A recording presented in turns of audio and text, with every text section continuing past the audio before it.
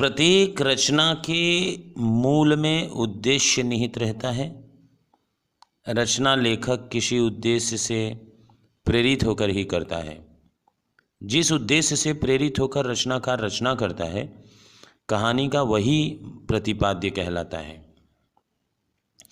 मैं फिर से एक बार कहना चाहूँगा कि प्रत्येक रचना के मूल में उद्देश्य निहित रहता है। रचना लेखक किसी उद्देश्य से प्रेरित होकर ही करता है। जिस उद्देश्य से प्रेरित होकर रचनाकार रचना करता है, कहानी का वही मूल प्रतिपाद्य कहलाता है। व्यक्ति उज्ज्वल भविष्य की आशा में ही कष्ट सहता है। उसे भरोसा रहता है कि आज नहीं तो वह कल जरूर इन दुखों से मुक्त होगा। हल्कू के जीवन में वह आशा नहीं रही। हल्कू का किसानों पर से विश्वास उठ जाता है। वह अपनी ही आंखों के सामने अपने खेत की उपज को नीलगायों के द्वारा नष्ट होते हुए देखता है और चादर ओढ़े लेटा रहता है। उसे खेत के नष्ट हो जाने का दुख नहीं है, बल्कि इस बात की प्रसन्नता है कि अब उसे ठंडी रातों में खेत पर सोना नहीं पड़ेगा। यह शोषण से उत्पीड़ित मानसिकता है किसान की, जहाँ उसने उज्ज्वल भविष्य की आशा बिल्कुल समाप्त हो गई है। भाग्यवाद ने उसे और अधिक निष्क्रिय बना दिया है। ऐसे में यह कहानी एक चेतावनी की तरह हमारे सामने आती है कि क्या शोषण का चक्र ऐसे ही चलता रहेगा? क्या हल्कू जैसे किसान अपनी उपज की कमाई स्वयं नहीं भोग सकेगा? वे ऐसे ही दरिद्र और अशिक्षित बने रहेंगे और शोषण तथा भाग्यवाद के नीचे पिसते रहेंगे। प्रेमचंद इनका कोई उत्तर नहीं देते। संभवतः उत्तर की आवश्यकता भी नहीं है, क्योंकि इन प्रश्नों की गंभीरता में ही इनका उत्तर निहित है। इस कहानी में यही बताया गया है कि हल्कू कंबल खरीदने के लिए बड़ी मुश्किल से 3 रुपये बचाता है, किंतु वे रुपए भी उसे महाजन को देने पड़ते हैं। कंबल न खरीद पाने के कारण पूस की रात में पुरानी चादर ओढ़ उसे खेत पर जाना पड़ता है। प्रेमचंद ने किसानों के जीवन के प्रत्येक पक्ष को अपने रचनाओं का विषय बनाया है। इन रचनाओं में उनकी सहानुभूति और मेहनतकश किसानों के साथ है उनकी सहानुभूति। प्रारंभ में प्रेमचंद अपनी रचनाओं में कोई न कोई आदर्शवादी हल पेश करते थे, लेकिन बाद में उनका इस तरह के आदर्शवाद पर से विश्वास उठ गया और आदर्शवाद का स्थान यथार्थवाद ने ले लिया। यह कहानी इसी दृष्टि का प्रतिनिधित्व करती है। तो इस प्रकार हम लोग पूस की रात कहानी के बारे में जाने। अब पूस की रात कहानी के मूल प्रतिपाद्य या पूस की रात को यथार्थवादी कहानी क्यों कहा जाता है, इस पर हम लोग चर्चा किए। अब मैं चाहूँगा कि एक बार हम लोग इसके भाषा शैली पर विचार करें। तो भावाभिव्यक्ति का माध्यम भाषा है और अभिव्यक्ति का ढंग शैली है। प्रेमचंद की कहानियों की भाषा शैली सर्व विषयक और कथ्य के अनुकूल रहती है। उनकी भाषा प्रायः सरल, अभिव्यंजक एवं बोधगम्य रहती है।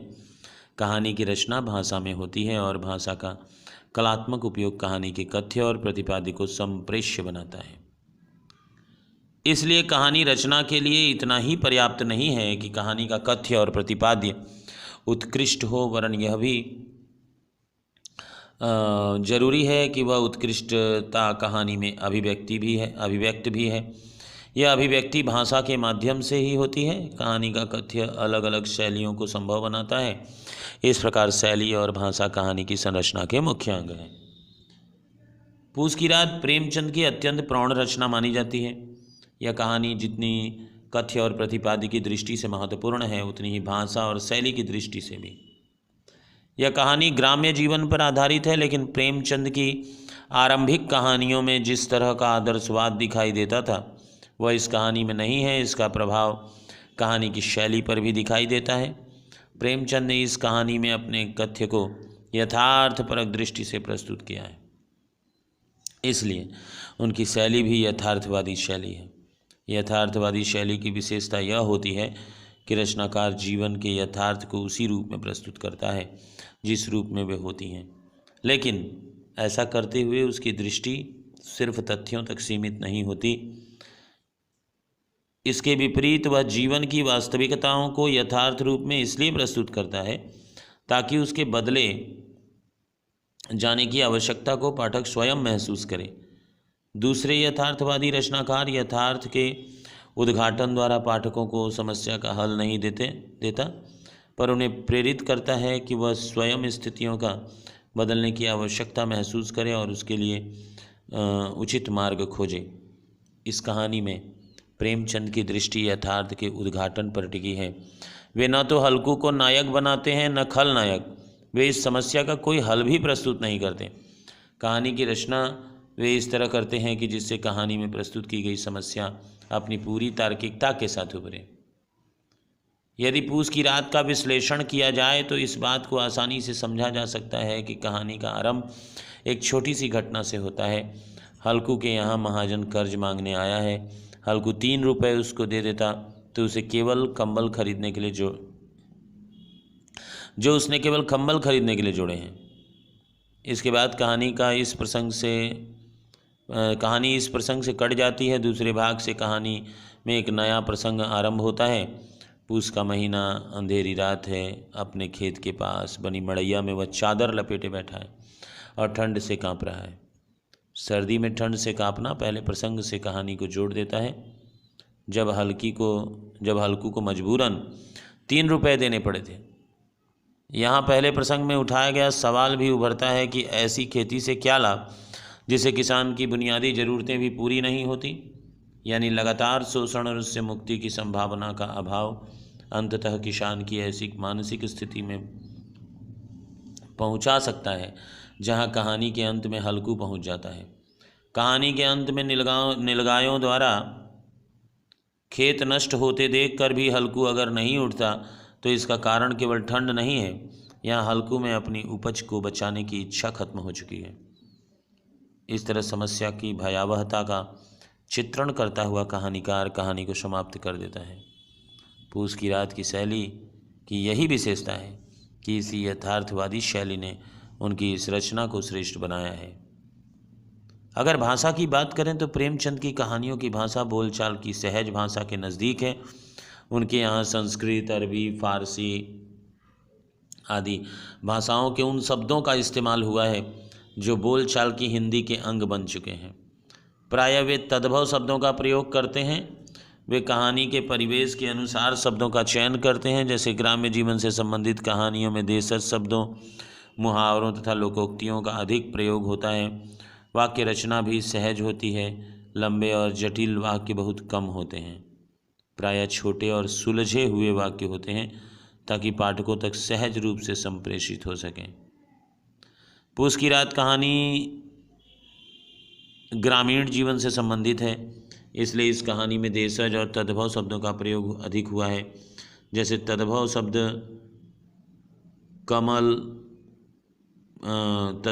है कम्मल, पूस, उपज, जन्म, ऊख इत्यादि। देशज शब्द हैं हार, डील, आले, धौंस, खटोले, पुआल, टप्पे, उपजा, अलाव, दोहर। तद्भव और देशज शब्दों के प्रयोग से कहानी के ग्रामीण वातावरण को जीवंत बनाने में काफ़ी मदद मिलती है। लेकिन प्रेमचंद ने उर्दू और संस्कृत के शब्दों का भी प्रयोग किया है। उर्दू के प्रायः सभी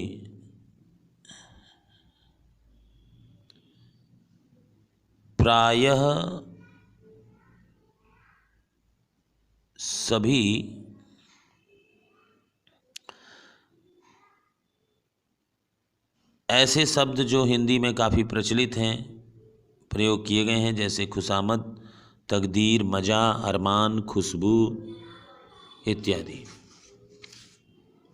उन्हीं रूपों में प्रयुक्त हुए हैं जिन रूपों में बोलचाल की भाषा में प्रचलित हैं। जैसे दर्द को दर्द, मजदूरी को मजूरी। इस कहानी में प्रस्तुत के तत्सम शब्दों का प्रयोग भी पर्याप्त हुआ है, लेकिन ज़्यादातर हिंदी में प्रचलित हैं, कठिन नहीं माने जाते। जैसे हृदय पवित्र, आत्मा आत्मीयता, पिशाच दीनता, मैत्री इत्यादि।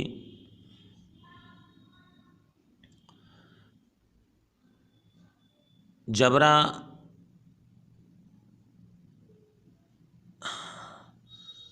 और कठिन नहीं माने जाते, जैसे बताया अभी मैंने आपको। श्वान, अकर्मण्यता, अणु जैसे अपेक्षाकृत कम प्रचलित तत्सम शब्द भी हैं, लेकिन ये कहानी में खटकते नहीं हैं। तत्सम शब्दों का प्रयोग प्रायः ऐसी ही जगह हुआ है जहाँ कथाकार ने किसी भावप्रवण स्थिति का चित्रण किया है। उदाहरण के लिए एक अंश हम लोग इस तरह से जान सकते हैं कि जबरा शायद समझ रहा था कि स्वर्ग यहीं है और हल्कू की पवित्र आत्मा में तो उस कुत्ते के प्रति घृणा की गंध तक न थी। अपने किसी अभिन्न मित्र या भाई को भी वह इतनी ही आत्मीयता से गले लगाता जितना कि वह जबरा को लगा के रखा है। वह अपनी दीनता से आहत न था जिसने आज उसे इस दशा में पहुंचा दिया। नहीं, इस अनोखी मैत्री ने जैसे उसकी आत्मा के सब द्वार खोल दिए थे और उसका एक एक अणु प्रकाश से चमक रहा था। इस प्रकार उपर्युक्त बातों में एक भावात्मक स्थिति का चित्रण किया गया है और उसमें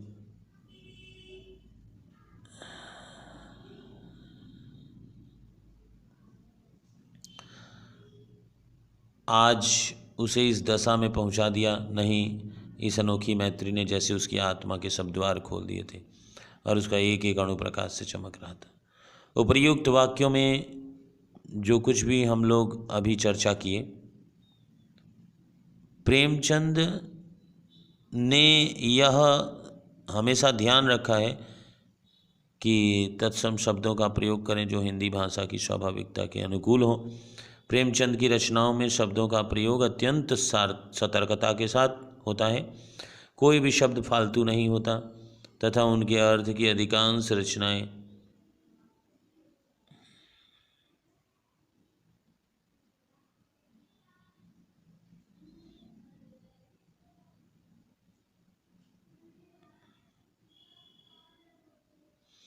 तो इस प्रकार अगर हम देखें तो हम लोग इस कहानी के भाषा शैली पर भी विचार किए।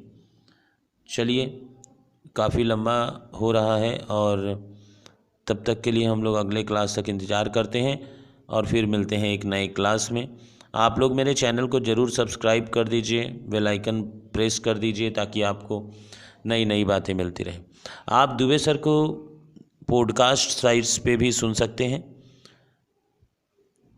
गूगल में जाकर दुबे सर पॉडकास्ट आप टाइप करेंगे तो वहाँ शुरू में गूगल जो आपको बहुत सारे लिंक प्रोवाइड करेगा, उस लिंक में आप मुझे ढूंढकर आप वहाँ से मेरे ऑडियोज़ को सुन सकते हैं। वहाँ आपको ऑडियो सुनाई पड़ेंगे। यही सब जो कुछ भी आपको मैं अभी दे रहा हूँ या भेज रहा हूँ। तब तक के लिए धन्यवाद। मिलते हैं फिर एक नए क्लास में।